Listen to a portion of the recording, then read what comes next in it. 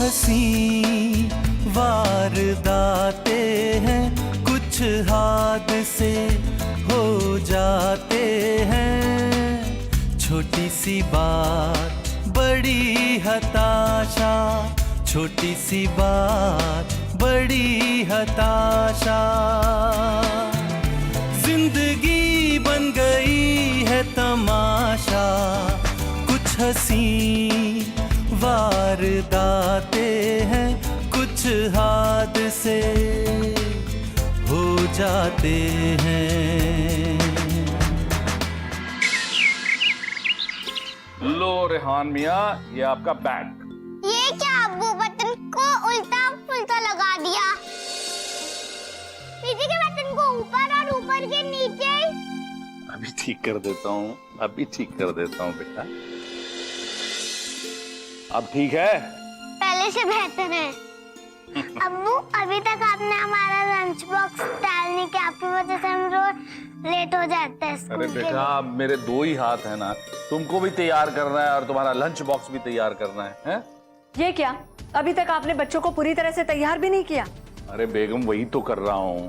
सुबह से एक ही काम करोगे, बाकी सारे काम कब करोगे फिर? अरे बेगम, आप फिक्र क्यों करती हैं? मैं अभी सब कुछ कर दूंगा ना। हाँ, अब भी सारा काम निपटा दूंगा। आज तक कोई काम आपने वक्त पे किया है? अरे बेगम, थोड़ा तो मेरे बारे में भी सोचिए। मैं सुबह 5 बजे उठता हूँ, सबके लिए नाश्ता बनाता हूँ, बच्चों को तैयार करता हूँ, उनके लिए लंच बॉक्स बनाता हूँ, फिर उन्हें छोड़ के आता हूँ, फिर अपने काम पे जाता हूँ, वहां भी काम करता हूँ। बस मुझे थोड़ा सुकून मिलता है तो नमाज के वक्त। तो आप कहना क्या चाहते हैं, ये सारे काम मैं करूं? अरे बेगम, सारे काम तो छोड़िए, आप तो किसी एक काम को भी अपने हाथ में नहीं लेती हैं। एक बात कहूं, जब से आप कंपनी की सेक्रेटरी बनी हैं, तब से तो आपने किसी भी काम को हाथ लगाना ही छोड़ दिया है। देखिए, मैं एक वक्त में एक ही काम कर सकती हूँ, या तो घर के काम या तो दफ्तर के काम।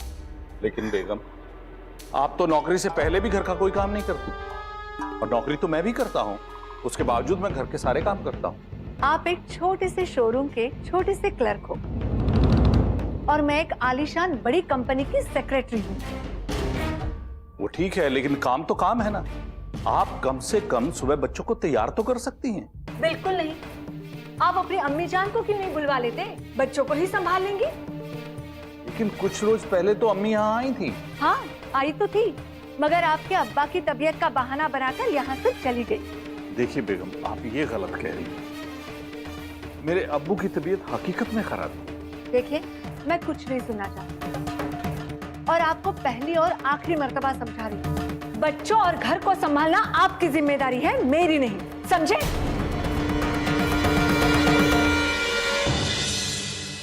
या अल्लाह, ये आदमी शादी ही क्यों करता है? हाँ बच्चों,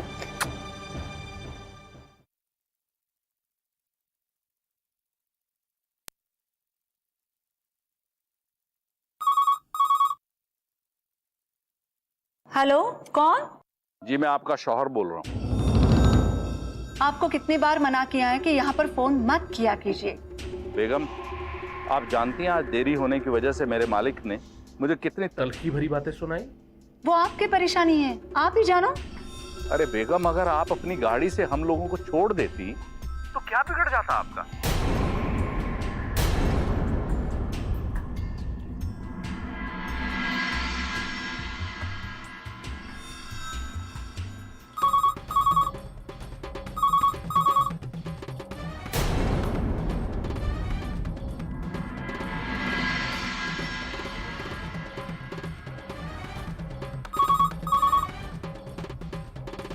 बदतमीज आदमी, मेरे 10 बार समझाने के बावजूद भी आप वही कर रहे हो। क्यों यहाँ पर फोन कर रहे हो? तसल्ली से काम करने दो ना मुझे। मोहतरमा, हमने आपके साथ कब बदतमीजी की? क्या आपको नौकरी पर रखना हमारी बदतमीजी है? जी जनाब, आप जी गुस्ताखी माफ हो जनाब। दरअसल वो लफ्ज मैं किसी और से कह रही थी। किसी और से? किससे? जी साहब, मेरे शौहर बार बार मना करने पर भी यहीं पर फोन किए जा रहे हैं, बस उन्हीं से मुखातिब हो रही थी। ओह, तो आप अपने शौहर का इस्तकबाल कर रही थी। खैर, जरा वो अब्बास मंसूरी वाली फाइल हमारे पास भिजवा दीजिए। जी जी जी, अब अभी फाइल लेकर पेश होती हूँ जनाब जी।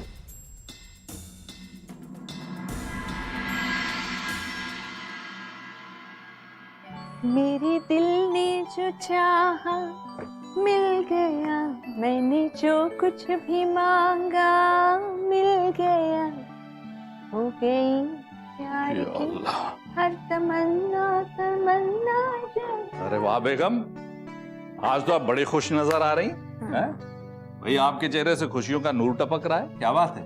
अच्छा बताइए तो, हाँ। आज मेरी खुशी की वजह क्या है? बेगम, वैसे तो हमारा हर गम आपकी खुशी की पहली वजह रहती है, लेकिन आज जो आपके चेहरे से खुशी टपक रही है, पता नहीं कौन सा गम देख जाएगी। अरे नहीं नहीं, वो बात नहीं है, वो तो रूटीन है, ये मेरी खुशी की बात नहीं है। बताइए ना। बेगम मैं क्या क्या बताऊं, आप तो हमेशा ही खुश रहती हैं। हाँ वो तो है, लेकिन आज मेरी तमाम खुशियों में एक खुशी का इजाफा और हो गया है। अच्छा जी हाँ। वो क्या? मेरी तरक्की हो गई है। ओह, अब मेरी तनख्वाह 40,000 हो गई है। हाँ ये तो वाकई आपके लिए खुशी की बात है। क्यों, आपके लिए खुशी की बात नहीं है? नहीं नहीं बेगम, आपकी खुशी में मेरी खुशी है। काश आपने ये बात दिल से कही होती। खैर वो छोड़िए, मैं क्या सोच रही हूँ, क्यों ना घर के सारे कामों के लिए एक नौकरानी रख दूं? क्या हकीकत में आप ऐसा सोच रही हैं? क्यों नहीं, अब जब तनख्वाह बढ़ ही चुकी है तो नौकरानी रखने में हर्ज क्या है? वाह बेगम वाह, भाई पहली बार आपने बहुत ही उम्दा बात सोची। पहली बार नहीं, काफी अरसे से ये ख्याल मेरे जहन में था। अच्छा? जी हाँ, जब जब आप खाना बनाते थे और आपका वो जला कटा खाना मुझे और मेरे बच्चों को खाना पड़ता था ना, तब मुझे हमेशा खौफ लगा रहता था कहीं हमारा पेट ना खराब हो जाए। अब बेगम, मैंने कुकिंग का तो कोई कोर्स किया नहीं है, अब जैसा मुझे बनाना आता था मैंने बना के खिलाया आपको। खैर अब तो नई नौकरानी आ रही है, आप उसके हाथ का बना लजीज खाना खाइएगा। हाँ ठीक है, तो फिर तय रहा, कल इतवार है, आपकी भी छुट्टी है और मेरी भी। मैंने उस फूफी को काम के लिए बुला रखा है, वो अपने घर का सारा काम कर लिया करेगी। बेहतर। आपका क्या मशवरा है? मेरा मशवरा? मेरा क्या मशवरा हो सकता है बेगम, मैं कोई मशवरा दूंगा भी तो उस पे आपकी रजामंदी की मोहर तो लगेगी नहीं, तो बेहतर है मैं खामोश ही रहूं। हाँ? लेकिन आप खामोश कहाँ रहते हैं? लेकिन बेगम, मैंने कभी आपके रूबरू बोलने की हिम्मत की क्या? रूबरू ना सही, दिल ही दिल में तो बहुत कुछ बोल जाते हैं आप। लो, अब बेगम ये चाहती हैं कि मैं अपने आप से भी बात ना करूं। देखा, हो गए ना फिर से शुरू, दिल ही दिल में।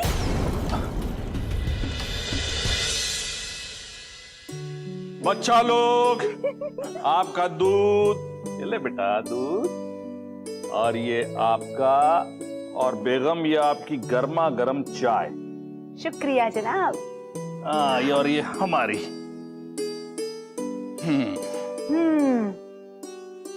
एक इतवार का दिन ही होता है जब राहत की सांस लेते हैं, नहीं तो अगले रोज से फिर वही दफ्तर का काम।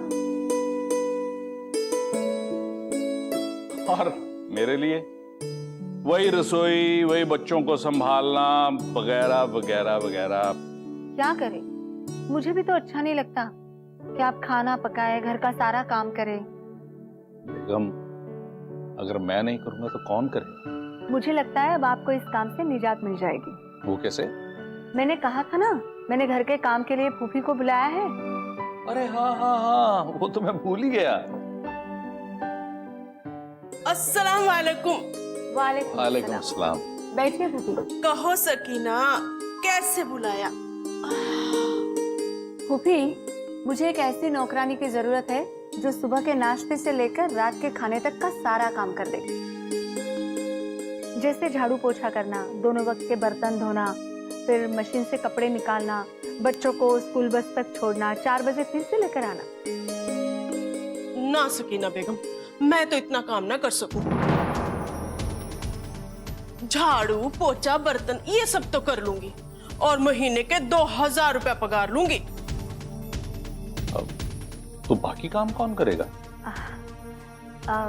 फूफी जी, क्या ऐसे नहीं हो सकता कि आप झाड़ू पोछा और बर्तन के साथ साथ सुबह का नाश्ता और खाना भी तैयार कर लो? अरे बेगम, फूफी की उम्र तो देखिए, ये सारे काम ये कैसे कर पाएंगी?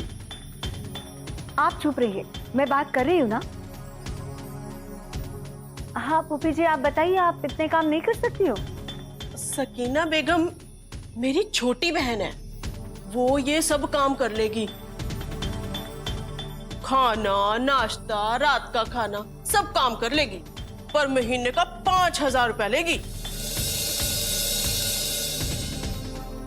आप जरा अंदर आइए मेरे साथ। बच्चों, दूध पी लेना, मैं अब भी आई।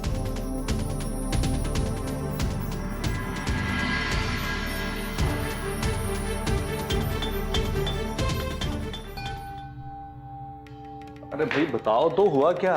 देखिए, मुझे ना एक तरकीब सूझी है, उसके लिए आपसे मशवरा चाहिए। तरकीब? कैसी तरकीब? ऐसा करते हैं, उस फूफी को अपने यहाँ झाड़ू पोछे के लिए लगा लेते हैं, क्या ख्याल है? लेकिन झाड़ू पोछे के अलावा जो काम है उनका क्या होगा?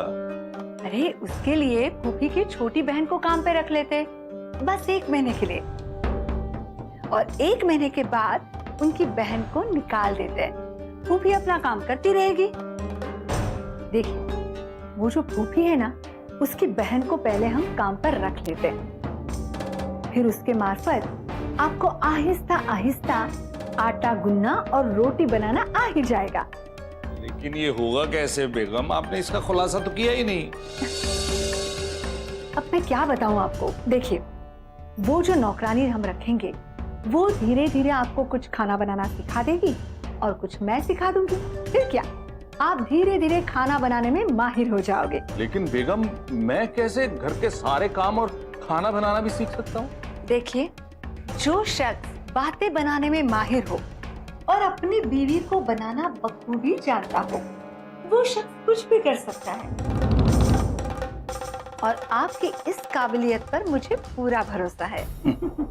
वाह बेगम वाह, ये पहली बार देख रहा हूँ कि बकरे को हलाल करने से पहले बाकायदा उसे बताया जा रहा है कि उसे कब और कैसे हलाल किया जाए।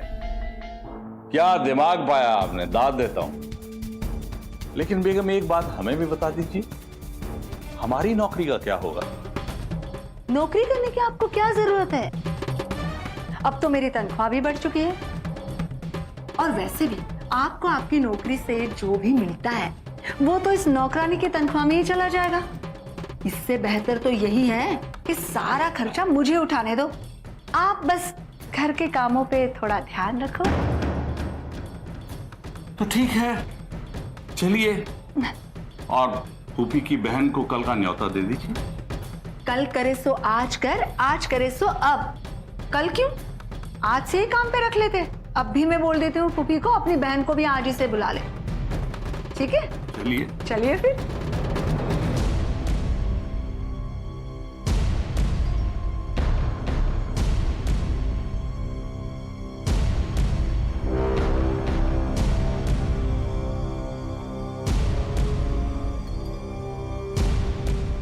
दूध पी ली? हाँ सकीना बेगम, क्या सोचा तुम दोनों ने?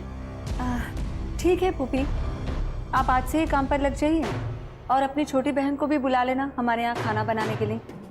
नहीं नहीं, मैं आज से तो शुरू नहीं कर सकती। लेकिन आज से क्या दिक्कत है? दिक्कत तो कुछ नहीं है, बस वो मेरी छोटी बहन है ना, 4 घरों में काम करती है। एक घर का काम छुड़वाऊंगी तो कल से आपका काम शुरू करवाऊंगी। बस कल दोनों बहनें हम एक साथ आ जाएंगी। ठीक है फूफी। हाँ तो ठीक है, फिर मैं चलती हूँ। खुदा हाफिज। खुदा हाफिज।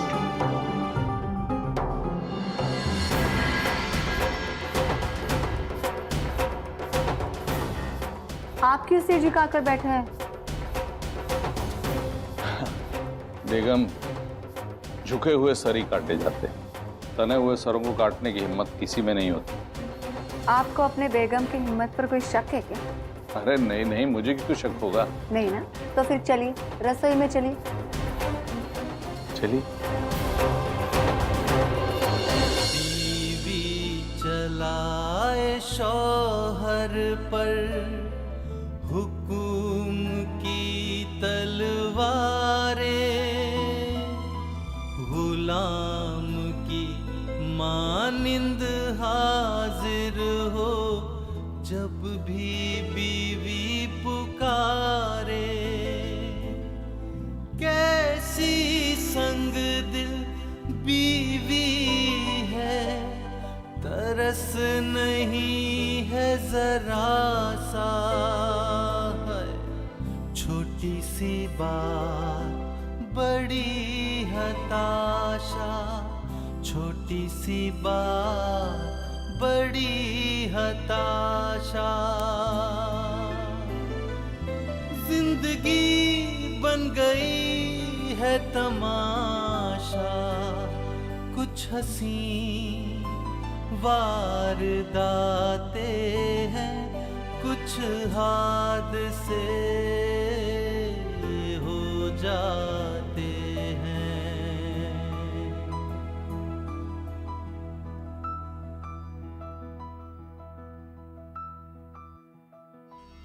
अरे बेगम, अरे बेगम, हाँ। भाई मुझसे ये आटा नहीं गूंदा जा रहा है। अरे क्या कर रहे हो आप, जरा कोशिश कीजिए ना, मुझे पूरा यकीन है आप कर लोगे। अरे भाई मैंने बहुत कोशिश की है, नहीं हो रहा है। देखो आगे क्या है ये, देखो। चलो ठीक, कोई बात, आप ये सब्जियां काट लीजिए, आटा मैं गूंद दूँ। क्या कर रखा है सब, ऐसा ही आता है। समझता आप।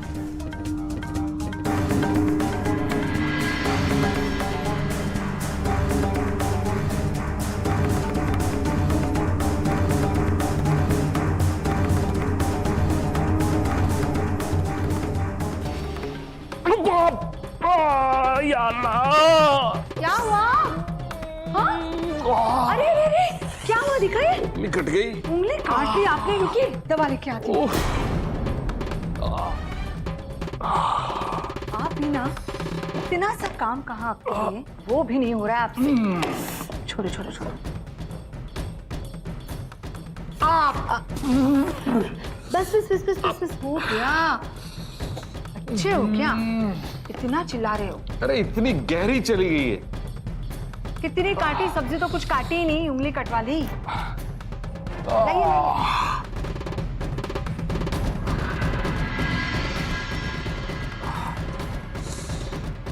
चलो मैं काट देता हूँ। रहने दीजिए, मैं कर लूंगी। नहीं नहीं मैं कर देता हूँ। लाइए लाइए, छोड़िए, मैं कर देती हूँ। लेकिन रखिए। लेकिन बहुत इतना कर सब दिया। कुछ आप कैसे अकेली करेंगी? कोई बात नहीं, सब खाना बन जाएगा, आप फिक्र मत कीजिए। आप जाइए बाहर। मैं कर देता हूँ, लाइए। चलिए, अरे खाना बन जाएगा, आप बाहर जाइए, अपना काम कीजिए। चलो चलो जाओ, लाइए वो, मुझे गंदा करके रखा है यहाँ पर।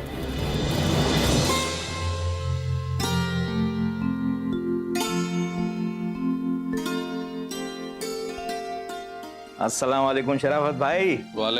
अरे वालेकुम अस्सलाम, वालेकुम अस्सलाम महमूद भाई, तशरीफ रखिए, आइए आइए। शुक्रिया शराफत भाई। अरे वाह, आज इधर कैसे भाई? बस ऐसे ही आपकी याद आई तो चला आया। बहुत अच्छा किया, और सुनाइए।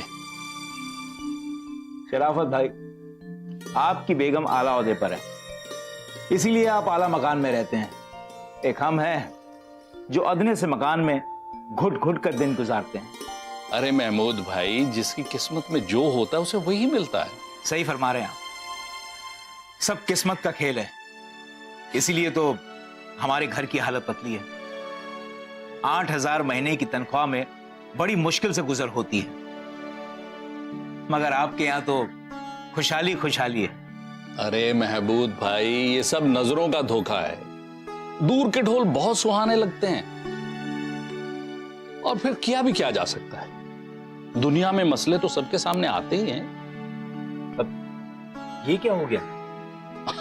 कुछ नहीं भाई, सब्जी काट रहा था, उंगली काट ली। मगर आपको सब्जी काटने की क्या जरूरत पड़ गई? पड़ती है, पड़ती है भाई, बीवी की रसोई में मदद करनी पड़ती है। और हाँ, आपकी इत्तला के लिए अर्ज करता हूं कि कल से मैं शोरूम की मुलाजमत छोड़ रहा हूं। क्या? लेकिन क्यों? क्योंकि सकीना तो पहले से ही मुलाजमत कर रही है और उसकी तनख्वाह में भी इजाफा हो गया। अब भाई घर और बच्चों को संभालने के लिए किसी को तो जिम्मेदारी लेनी पड़ेगी ना। इसका मतलब अब आप खानसामा बनने वाले हैं। हाँ महमूद साहब, कल से हम खानसामा भी बन जाएंगे और घरेलू शोहर भी बन जाएंगे। लेकिन भाई ये जिम्मेदारी हम कल से संभालेंगे। हैं? हाँ साहब, बीवी के नौकरी पर जाने पर घर में परेशानी तो आती है।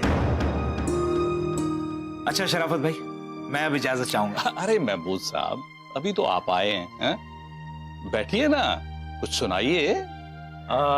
ठीक है, तो बताइए किस तरह के शेर सुनेंगे? अरे आप कुछ भी सुना दीजिए, आप तो सब अच्छा ही लिखते हैं। तो ठीक है, आज मैं अपने शेर नहीं, अपनी शरीके हयात के कुछ ख्यालात पेश कर देता हूँ। अरे वाह, ये तो और भी अच्छी बात है, तो हो जाए। ये उन दिनों की बात है, 3 साल पहले जब मैं कुवैत में मुलाजिमत कर रहा था। उस वक्त मेरी बेगम ने ये शेर लिखे थे। ओह अच्छा। गमों की चादर ओढ़कर मैं हर रोज सोती हूँ, गमों की चादर ओढ़कर मैं हर रोज सोती हूँ, कोई दुख नहीं होता मगर फिर भी मैं रोती। क्या बात, क्या बात। रमजान गुजर जाता है, ईद भी गुजर जाती है। रमजान गुजर जाता है, ईद भी गुजर जाती है। इस खुशी के मौके पर आपकी याद बहुत आती है। ओह क्या बात, क्या बात। ईद के दिन मैं सबके लिए सेवैयां बनाती हूँ, ईद के दिन मैं सबके लिए सेवैयां बनाती हूँ, आपके बगैर वो सेवैयां मैं खुद नहीं खा पाती हूँ। क्या बात है। ईद के रोज बच्चे हमारे रो रो कर रह जाते हैं, ईद के रोज बच्चे हमारे रो रो कर रह जाते हैं, अपने वालिद के बिना वो ईद नहीं मनाते हैं। बहुत अच्छा। मुफलिसी ने हमारी हर खुशी को मार डाला है, मुफलिसी ने हमारी हर खुशी को मार डाला है, पैसों की जरूरत ने आपको अपने वतन से निकाला है। भाभी जान ने इसमें दिल की सच्चाई लिख दी है। बस अब तुम लौट आओ, हम कम में गुजर कर लेंगे। वाह। बस अब तुम लौट आओ, हम कम में गुजर कर लेंगे, अपने दामन में जिंदगी की असली खुशियां भर लेंगे। सुभान अल्लाह, सुभान अल्लाह। काश हमारी शरीके हयात के ख्यालात भी हमारे हक में ऐसे ही होते। तो इसमें कौन सी मुश्किल है, आप भी 3 साल के लिए कुवैत चले जाइए। महमूद भाई 3 साल नहीं, अगर मैं 30 साल के लिए भी चला जाऊं तो मेरी शरीके हयात के ख्यालात बदलने वाले नहीं है। अच्छा, अब मैं इजाजत चाहूंगा।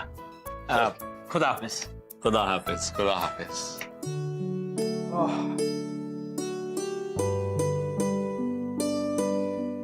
बड़ी देर कर दी आपने, घर से बहुत दूर चले गए थे क्या? अरे नहीं, मैं तो बाहर ही था। अकेले? बोरियत नहीं हुई? नहीं नहीं, वो मेरे बड़े अजीज दोस्त हैं महबूब भाई, वो मिल गए थे। उनसे गुफ्तगू करते हुए वक्त का पता ही नहीं चला। ये महबूब भाई वही तो नहीं जो कुछ सालों तक कुवैत में रहा करते थे? हाँ, कुछ साल नहीं, बस 3 साल के लिए गए थे। अच्छा। और उन्हीं 3 सालों में उन्हें समझ आई कि बीवी की असली मोहब्बत क्या होती है। बीवी की असली मोहब्बत? कहीं आप ये तो नहीं कहना चाह रहे कि मैं आपसे नकली मोहब्बत करती हूँ? अरे नहीं नहीं बेगम, आपकी मोहब्बत तो असली और नकली से बहुत परे जा चुकी है।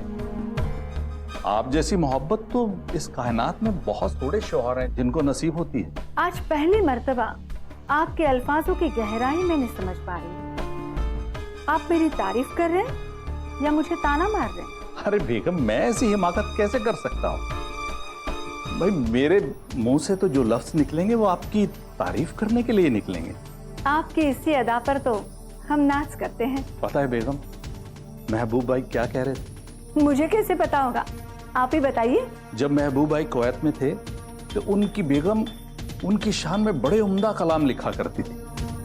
कुछ कलाम तो ऐसे थे जिनको सुनकर मैं हैरान हो गया।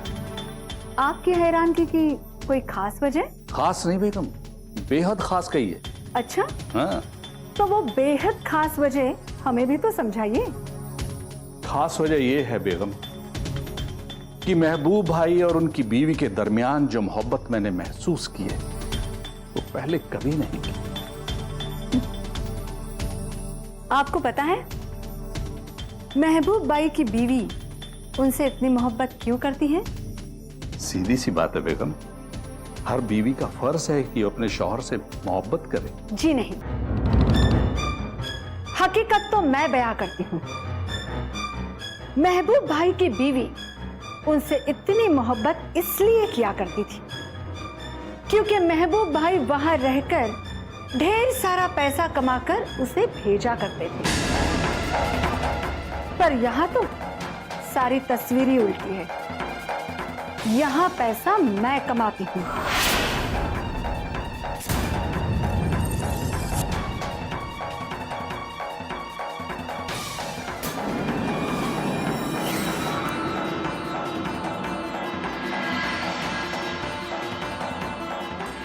मियाँ बीवी का रिश्ता एक मुकद्दस रिश्ता होता है।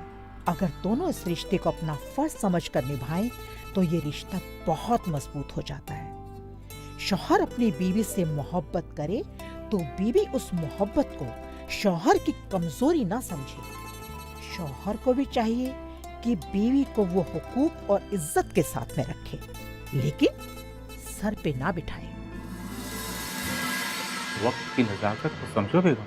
फिर बेगम साहिबा, आपसे हमने कितनी मर्तबा कहा है कि घर में या बाहर यानी कहीं भी मुझे बेगम कहकर मत पुकारिए। बेगम कहने से क्या होता है बेगम साहिबा? फिर बेगम साहिबा, बेगम लफ्ज से बुढ़ापे की बू आती है और लोगों ने अगर हमें बूढ़ी समझ लिया तो हमारी कीमत कम हो जाएगी। हमें सिर्फ और सिर्फ हिना साहिबा कहिए। बीवी चलाए शौहर पर हुक्म की तलवारें, गुलाम की मानिंद हाजिर हो जब भी बीवी पुकारे। कैसी संग दिल बीवी है, तरस नहीं है जरा सा। छोटी सी बात बड़ी हताशा, छोटी सी बात बड़ी हताशा। जिंदगी बन गई है तमाशा, कुछ हंसी वारदातें हैं, कुछ हादसे हो जाते